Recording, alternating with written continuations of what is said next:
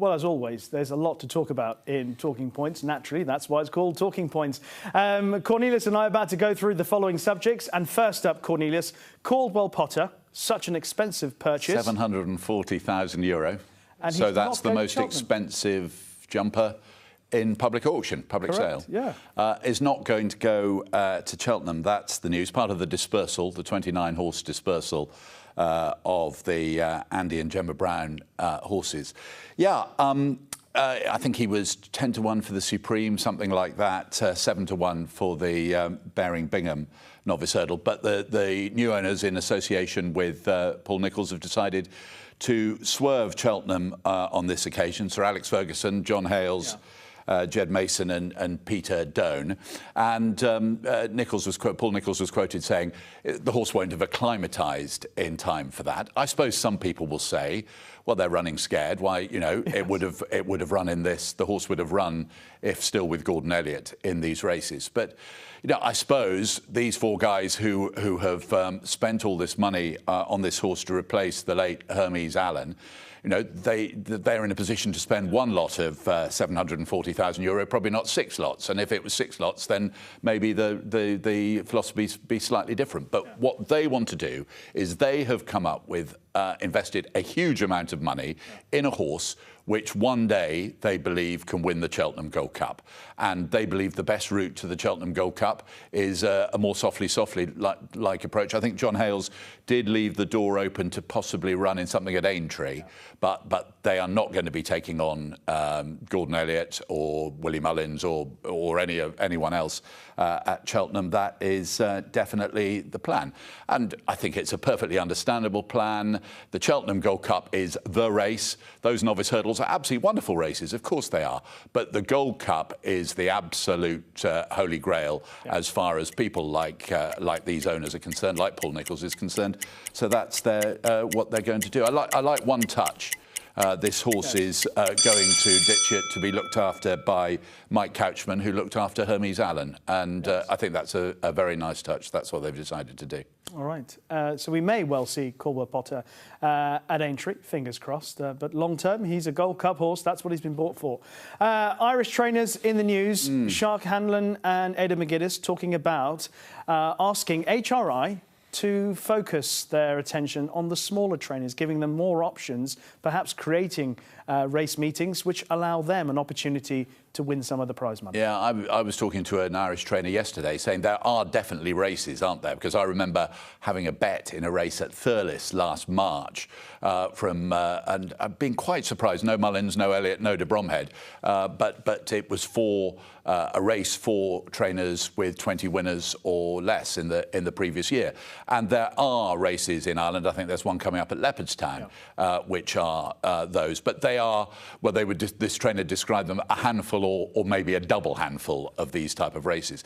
But basically, Shark Hanlon is saying that when you get to a position like Willie winning all 8 Grade 1 races at the Dublin Racing Festival at Leopardstown, that he believes that impressive as they are achieving the success that they do, it's actually the handicaps where lots more people have a decent chance that are really attracting people to racing, to having a bet as well. So it's not just for the actual sport, to get people engaging with the sport, but actually to get people betting and then the income from that going back into the sport. And Ada McGuinness has underlined that. You know, as Shark Hanlon said, I think he said there was a media trip to Ireland this week, and he said this, and then he went to a Irish Trainers Federation meeting, I think later on that day, and Ada McGuinness is a big player in the Irish Trainers Federation. You know, life is really hard for the smaller trainers. He said, Shark, if it wasn't for the cost of travelling to Britain, he would travel to Britain practically every week, because a lot of his owners say, you know, we want a horse, but we don't particularly want to take on Willie, Gordon or Henry all the time. So, you know, times are said to be hard in Britain for trainers, but if you're outside the big three or indeed the big players on the flat, it is even harder in Ireland. So it's sensible, isn't it, to say, look, this is an issue, rather than just going to the bar and grumbling about it, actually saying something openly. And the HRI, I'm sure, will try and work out something in terms of the future. Just picking up what you're saying about trainers coming here, Gavin Cromwell's had 44 runners, 11 winners, and he's won over £350,000 in prize money this season in Britain. So it shows that there are other opportunities. Couldn't do that. And it works, doesn't it? Because, sorry, I know we've gone over the 2 minutes, but you know, there are certain times of the year in Ireland and in Britain where jockeys who aren't the high-profile jockeys are getting, I think there's a market raisin meeting, I seem to remember, in the last 12 months, where all of the jockeys taking part had to be only a certain number of winners, and there are periods like that in Ireland as well. And that's got to be good for everybody. And even talk of those Sunday night fixtures, if they continue, perhaps not being open to the jockeys who get less opportunities. I like your caveat, if they continue. Very good. Milton Harris, obviously in the news recently, having his licence removed. He had considered appealing, but he has withdrawn that appeal, which I think is the right thing. Well, let's just quickly go through the timeline. It was November when his licence was suspended. Then Tony Charlton is training the horses. I think that the temporary licence given to him, an interim licence given to him to start training in January. And then, as you say, it was decided that Milton Harris was not a fit and proper person to be holding a licence. And, you know, if we need reminding, there were issues over management of his affairs. There was a feud with the trainer, Simon Earle. There was also, there were safeguarding issues that this came all about as a result of. Tony Charlton, he's trained 9 winners and going quite well. Remember, that is an interim licence. So what has happened in this story, and there's still more to run in this story, what has happened now is that he's not going to appeal against the decision not to allow him, for the time being at least, to be a licence holder. What now comes next, and this is, if you know, anyone racing at the moment, it's one of the biggest talking points away, if you go to the races, away from what's happening out on the course, is what is happening with Tony Charlton. And the answer to that is we don't know, because he was granted an interim licence to train. That is clearly subject to review. So this story has still got a little bit of a way to go. And I know there are lots of people who can't, although he's Milton not allowed to hold a licence, he is not disqualified. So theoretically, as things stand at the moment, and I don't know what the situation is at the stables in Wiltshire, but theoretically, Tony Charlton is training winners, but Milton Harris may be in the background, and that is something that the British Horse Racing Authority will have to consider. So there is more to come on that one. Absolutely, everybody, lots of people have been talking about it, obviously on social media, etc. That it seems like if it's basically business as usual, just the names have been flipped around. And is that right? Is that right for someone who has? And the other thing about the appeal was I wondered what the grounds for appeal would have been. I haven't read that, I haven't seen it, but understandably it's been withdrawn. Dylan Kitts is our next subject. The intrigue around that whole Hilson affair from last July remains. So the BHA imposed an exclusion order on Dylan Kitts on Wednesday. Yeah, and they removed it Friday. So again, quick timeline. We have to go back to July, and this was Hilson, trained by Chris Honor. I was there. It was the 5:30 at Worcester, and everyone thought, well, there was an inquiry called, unsurprisingly, into the race. Everyone thought, well, we'll be gone by 6:10. I think the last of the stewards went at about 9:15 that night. It was a big night. This horse that finished third, ridden by Dylan Kitts, beaten a length and a quarter, seemed to be tenderly handled through the closing stages. So what they decided to do was to initially to stop him him from Dylan Kitts from riding, and an investigation got underway. And then, because of a lack of cooperation, the news came that he was going to become a disqualified person. Now, my understanding is he still works in racing. He worked for Warren Great Treks and still works for Warren Great Treks. So presumably, what happened when this exclusion order, because you're not being cooperative, came along, suddenly it became apparent an exclusion order means no racing stables, no racecourses, no licensed premises. Yeah. Therefore, that presumably quite focused the mind, and the news came through later on in the week that exclusion order was lifted, but he still wasn't able to ride. What one imagines that we don't know the details. The British Horse Racing Authority quite rightly doesn't say what the lack of cooperation was over, but let's say it was over phone records. Let's say then those phone records probably were a pretty important part of the case. I don't think anyone really believes that a young conditional jockey could, if indeed there is any kind of conspiracy found to have taken place, I don't think anyone could believe that a young conditional jockey would be the sole person involved. So, and clearly, this is another massive talking point. That was a high-profile bit of film going around social media, etc. A lot of people saw it. So it needs to be sorted out by the British Horse Racing Authority, which, as we're about to demonstrate, has a lot on its plate at the moment. It does have a lot on its plate, but is the length of time it's taken? That's the question I wanted to ask. The length of time it's taken to get to where we're at now. So from July until now? To now, most jurisdictions would have had this done and dusted a while ago. Right. Okay. I don't really know the answer to that. We don't know the detail. We don't know the details, do we? We don't know how straightforward or how tricky the whole thing, how many twists and turns there've been in recent months. Well, perhaps the information he's provided in the 48 hours between the exclusion order being imposed and lifted might allow the BHA to press on with the case. And a very quick point, that the sources of the authority were at pains to say that although the exclusion order was lifted, this didn't exonerate anyone from anything. No. So it was just a statement of what had happened. He remains suspended. Another jockey in the news, Wilson Rck. Now, he suffers with ADHD. He was cleared of failing to provide a urine sample, but the PJA, Paul Struthers in particular, incensed. Absolutely. Very, very upset indeed. So Curtis Wilson Ruddock, who's ridden in 19 races, hasn't ridden a winner yet, based on the Northern Circuit. This took place at Beverley last year. I think it was in May of last year. Now, as you say, he suffers from ADHD, attention deficit hyperactivity disorder, and one of the symptoms of that is to do with memory and forgetting to do things.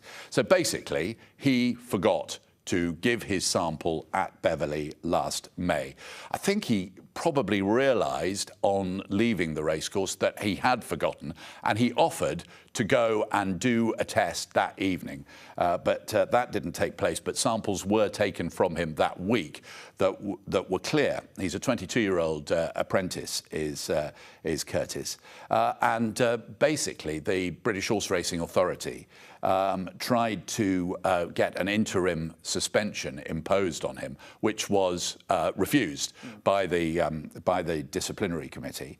But they went ahead and did it anyway, which has, well, to say it's raised eyebrows is to under-exaggerate. It was considered, that's an extraordinary thing. Yeah. If the police went to a magistrate and said, we want to get a restraining order on Rishi Persad because, for whatever reason, and the magistrate said no, they can't. Then that doesn't actually work as an analogy. But you take my point. They can't go off and do it without.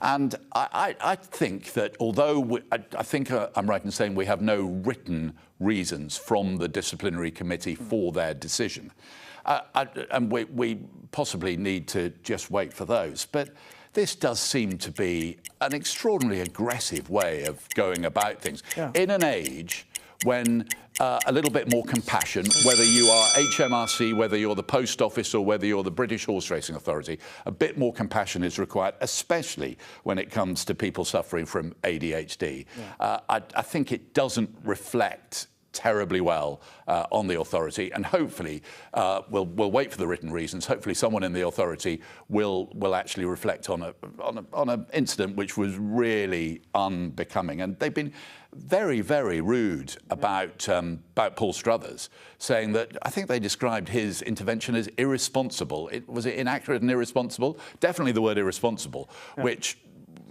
seems all the more extraordinary. Well, he suggested, I think accurately from what the circumstances that we know are, he used the phrase regulatory overreach on the part of the BHA. And he said they know, that's the other point to make very quickly, ADHD, they know that this young man suffers from ADHD. Exactly. There are others who have conditions, other riders. So you've got to use a bit of nous. Yes. You know, if a guy suffers from a condition where memory can be a bit of an issue, if he's called in to do a sample, remind him a few times. Indeed, they needed to implement their own ways of dealing with it because of a known condition that he possessed. Let's move on and talk about pattern changes. In the week that the EPC denied the changes to the City of York and the Long Distance Cup being upgraded to Group 1 races.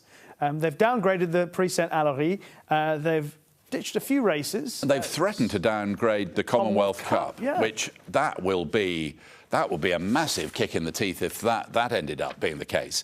So the City of York Stakes at York is worth a fortune now. $500,000, 280,000 or something like that if you win that. And has been won in recent years by Kinross, by Space Blues, by Expert Eye, rated respectively 116, 118 and 119. So the money's there. The quality of winner is there. So that seems surprising. Then you look at the Long Distance Cup at Ascot, I think also worth £500,000. Yeah. And they were pretty optimistic about getting that race upgraded. Won in recent years by Trawlerman, rated 118, Trushan 116, Kew Gardens 119, Stradivarius 118, Order of St George 121. So it would appear that ticks a box, that they've got the money and they've got the quality of horse. They certainly, the quotes from William Darby implied that the European Patent Committee that makes these decisions had sort of told them what to do, encouraged them in which direction to go, and sort of said, you're doing a pretty good job on this. So well, you're on the FLAC committee, so you can tell us the gossip on the politics. Well, but you know the fact. It does seem extraordinary. That's exactly it. The European Patent Committee gave the indication that should the prize money be at the level it needs to be and that the race achieved its parameters over a period of time, which it has done, then they would look favourably on the application.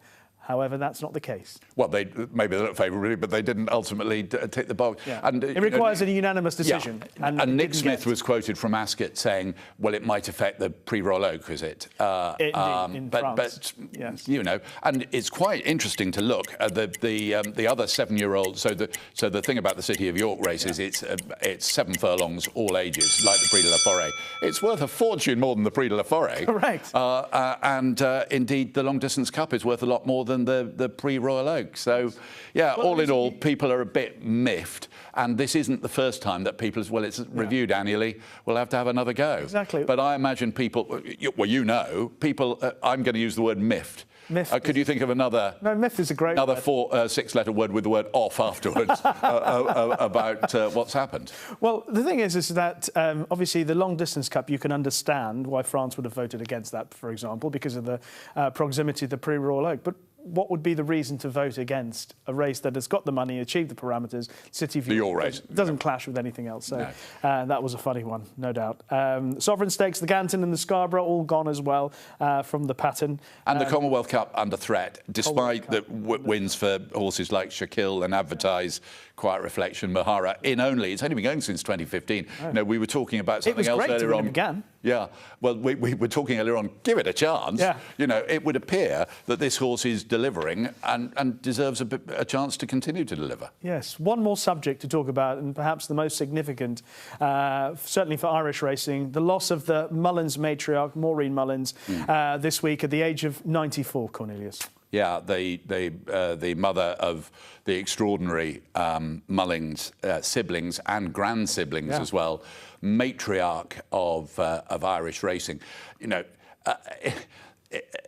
it is a situation where people who have followed racing, probably almost everybody in Ireland and in Britain who's followed racing throughout their racing lives, that she's been there, Maureen Mullins, as this ever smiling, ever friendly, ever chatty, ever popular, ever in view figure as well. So it's a massive thing. Paddy died in 2010, and she has continued to be such a figurehead and such an important person. I have to say that anyone who has the opportunity, Patrick, grandson Patrick, wrote a piece in the trade newspaper, the Racing Post, this week, which basically was having a wander around her living room and seeing what memories it was going to send to him, which varied from one of the sofas looking always as though it was about to collapse, and which of the grandsons would ultimately collapse it, to a clock that was always ticking, to the various photographs and things like that. It's a very, very touching and very good piece. Obviously, in these occasions, lots of good stories come about as well, and I'm sure many were told at her funeral at the end of last week. But she was following it right up to the end. She was at Goran Park Racecourse in January to open one of was a new weighing room or one of the new buildings there, and lovely to see Willie with an important winner at Goran yesterday. But she loved a little bet.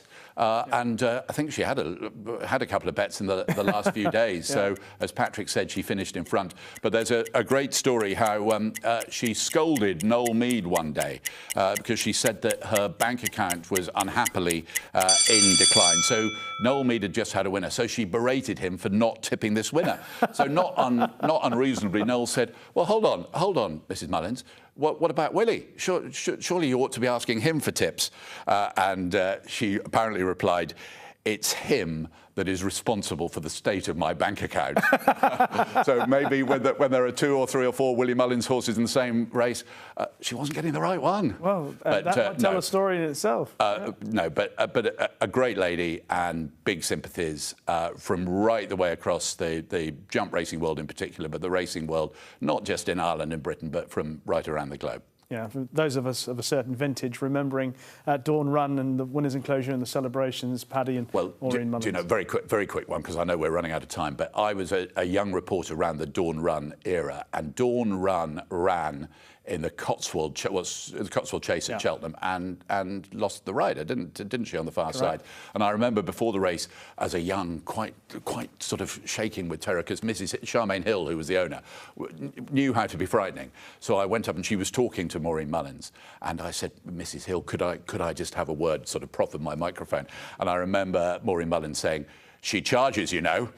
Well, I absolutely nearly jumped away in terror, and then a big smile on her face, because it was just another of her humorous interventions. Lovely memories, as you say. Absolutely, and just to echo what Cornelius said, lovely article, if you haven't read it, from Patrick Mullins in the Racing Post this week about his grandmother, Maureen Mullins. That has been this week's Talking Points.